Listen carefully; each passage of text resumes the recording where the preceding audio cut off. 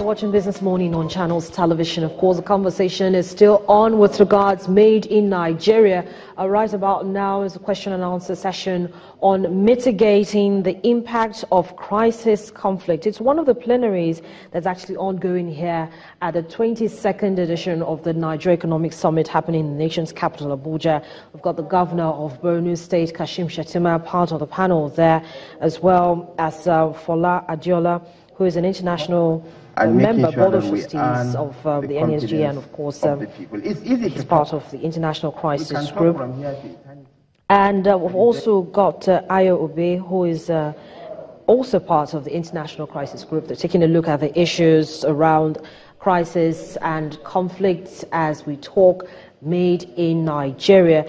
Another issue I know that's been on the front burner since the conversation started on Monday here in the nation's capital with regards made in Nigeria has also been taxation. But just before we get to that conversation, let me quickly remind you, we've got a poll running here on the program, and we're asking which products made in Nigeria by Nigerians do you use or have you given as a gift? Options: hashtag clothes and jewelry, hashtag hair accessories, hashtag footwear, that's either slippers or shoes, hashtag bathroom supplies, and hashtag none. Of course, you can send your comments and your answers to businessmorning@channelstv.com. That's via email, or you can tweet at BizMorning. Let's get your votes as we continue to collect votes on this particular question. Being joined now on the program by Wole Obayomi. He's a tax, regulatory and people services partner with KPMG. We're taking a look at that particular issue, which is taxation. Good morning to you, Wole. Thank you so much for joining me on the program. Good morning, Harriet. It's great to have you on the program. So, as the Made in Nigeria conversation comes up, we can't run away from the fact that there's still the issue of multiple taxation, and that's been on the front burner in a very long time. The conversations haven't really stopped. Why do you think that we can't seem to address this multiple taxation issues? Okay, first, I think it's pressure on the various tiers of government, federal, state, and local government, for revenue. But their revenue collection has to be within the law. The Constitution has defined the tax regimes that each of them is actually meant to be able to enforce. For instance, the federal government is corporate taxation, state government is personal income taxation, and then at the local government levies and some charges that people have to pay for business premises. But what you find over time is that even at the federal government level, there's a problem there. For instance, in 2011, the Employee Compensation Act was enacted to replace workmen's compensation insurance. As far as business was concerned, workmen's compensation insurance was working well for people, because what employers needed to do was to take a group life policy and also workmen's compensation policy with the private insurance companies and pay a premium. Now, federal government under that act imposes 1% of payroll of every company as employee compensation contribution. As far as business is concerned, that's additional cost of doing business. In addition to that, Industrial Trading Fund, also, I think it was 2012, they also amended the act. Previously, if you employed below 25 employees, you are not obliged to make ITF contribution. But now, the threshold has been reduced to 5 employees, meaning that even SMEs employing 5 people, 5 people, for instance, or even as little as 8 people, 10 people, are now obliged to be paying 1%. So that's a major issue for those who are in Nigeria trying to make, to produce, yes, manufacture goods, and of course to service the populace, and of course on towards exporting. Yes. So what for you, or how for you, should this issue be addressed to support those businesses that cater to only 20 individuals or less, or 50 individuals or less, in terms of the amount of tax that they are obliged to pay? Well, I think first is government should reverse itself and go to the old threshold of 25 employees. Because if you're looking at SMEs, for instance, the companies that typically employ few individuals, and I think it's additional burden, really, to require them to pay 1% of their employees' payroll as industrial training fund contribution. In a situation where large companies pay such levies, they should actually subsidize the small and medium enterprises because they actually need them as service organizations to support them in their business operation. Regarding the employee compensation levy, I also think that we should revert to the workmen's compensation insurance and let insurance companies do that rather than federal government assuming that responsibility. Because there's also the issue with the claims process, whereby an individual working, say for instance, in Ijebu or Elisha, that's injured, then has to make a claim to NSITF in Abuja. I mean, the process really will be so elongated and also too costly, for people to make that kind of a claim.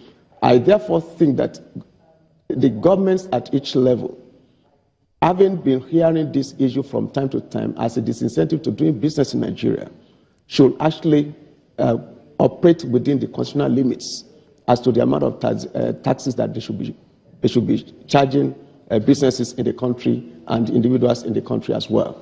And in that wise, we should look at the various laws or acts of the National Assembly that have been enacted imposing additional taxation or quasi-taxation on businesses that they shouldn't be paying. But Wale, you will agree with me that most of these taxes, apart from the fact that they're multiple, they are also duplicated. Yes. So you pay the federal government a certain one, you pay the state, you pay the local government, but it's still the same thing, but with a different name. Yes. So harmonizing of these taxes now is something that should be looked at this time. Who should be driving it? Well, it has to be the federal government. I mean, thankfully, there is the National Economic Council, where state governments also meet with the vice president as the chairman. I think these issues, if we all collectively agree that it's a disincentive to business, and now we want to actually drive made in Nigeria goods in the country, we want to drive investments in the country, it's time that we came together and actually agreed that taxes should be harmonized in the country. In some countries, even like Kenya, for instance, even customs duty collection is harmonized with corporate income tax, and everything is done in the same revenue agency. Now, I mean, Kenya is not necessarily a federation like Nigeria, but the thing is, we can make this to work and then agree on the sharing formula, just as we do on a value-added tax, for instance. Another issue is tax dispute resolution. When eventually it does come up, it carries on for so long. What do you make of the processes with regards to resolving tax disputes?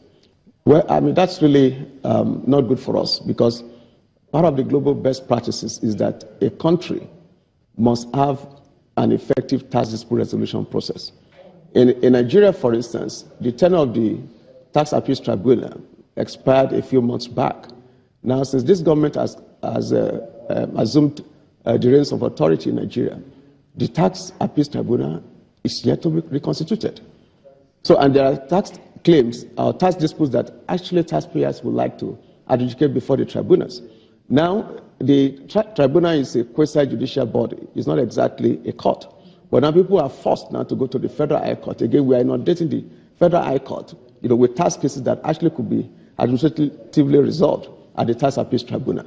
So this should be a matter of priority for the government to reconstitute the Tax Appeals Tribunal. So if, for instance, the Tax Act is reviewed, do you think it will sort out all the issues that you've mentioned, multiple taxation, for instance, and the court, that is the arbitrary court for the tax and trying tax matters? Do you think all of these issues will be sorted out and also in line with global best practices, even as we try to see how we can support the domestic economy? Absolutely, it can. But more than even what the law provides is the administration of the law itself. Because sometimes we see a gap between what the law actually provides and the way the law is administered. For instance, like I mentioned earlier on, there shouldn't be incidents of multiple taxation in this country. If every tier of government only limits the taxes they collect to the one that the Constitution allows it to collect. So there's a law and then there's the administration. So in people's services, what's the very common issue that you face outside of these issues that we've raised, multiple taxation and the inability to quickly resolve your tax disputes when you want them to? Okay, I mean, first is employment issue in this country. And job creation really is one of the priorities of this government, because we have to get people to really be employed. The other thing also is their development, skills acquisition. Because what you again find is that graduates come out of Nigerian universities and tertiary institutions, but the skills really are not there. So it's then for employers to then train them and then impart the skills that they require to be able to do their work. So, job creation and then skills acquisition. So for KPMG, is there any corporate social responsibility in that regard, for instance, to help improve skills gap? Because that's a major challenge for you to get to a competitive level in any industry. Absolutely. KPMG has a summer internship program for Nigerian undergraduates who are on at least a 2-1 track. And every year we take close to 100 of them. Every year. Consistently, we have done that over the years. From different universities? From different universities, both within and outside Nigeria. Because you must agree that, KPMG is also in the private sector, and the private sector has a very huge role to play in terms of job creation and, of course, bridging that skills gap. In terms of bridging that skills gap, any specific areas, or it's a general area that KPMG, as a private organization, tries to see how they can boost in terms of corporate social responsibility? Yeah, I will tell you, even at high school level, our staff volunteer to go and teach mathematics and sciences because maths is a skill, again, that many children lack these days. And people go there to spend time to teach in secondary schools.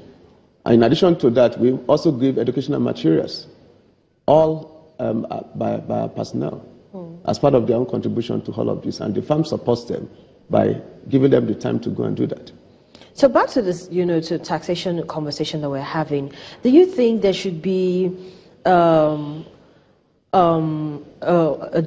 should be a breaking down of how everybody works? For instance, the state should operate on its own level in terms of what matters to it, in terms of the kind of taxes it wants to take, and ditto for the local government and also for the federal government. Do you think if there's a breaking down of how these three arms of government actually work in the federal, state, and local governments, that maybe we'll have a better understanding or a better appreciation of when to pay our tax and we don't have people evading taxes? Right. I think way back in 1998, under late General Abacha, there was a legislation promulgated then called List of Approved Taxes and Levies that federal government could collect, state government could collect, and local government could collect. Now, under Goodluck Jonathan's administration, this was updated, and that legislation still exists in this country today. But for the most part, you find state governments and local governments not complying. So you drive across one state to another, for instance. Some vehicle permits, some levies, TV levy, radio levy, it's been demanded from you, even though you're just driving through the state. And again, this adds to the cost of doing business. So if you're traveling, let's say, from Lagos to Rivers State, for instance, you may have up to 6 stops where you have to be required to pay these taxes and levies. Very recently, the Federal Inland Revenue Service said it had actually increased the number of companies it was asking to pay tax, about 500 to 700 of them, and it's still continuing its revenue drive. But going forward now, and as of course we wait for this summit to end and for the communique to be put together and sent to the president, what do you think should happen?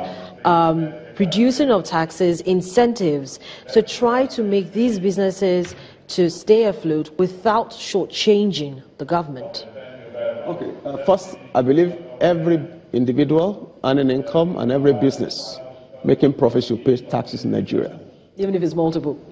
No. It will also be legitimate taxes approved under the law. Every company, because it's a civic duty that you pay tax to the government, because otherwise, how will government fund itself? So that's important.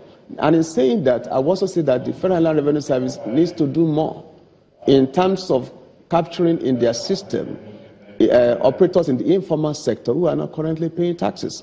Because the playing field will not be leveled if you are making the formal sector to pay taxes and the informal sector are not paying taxes, particularly at this time when actually the government needs the revenue.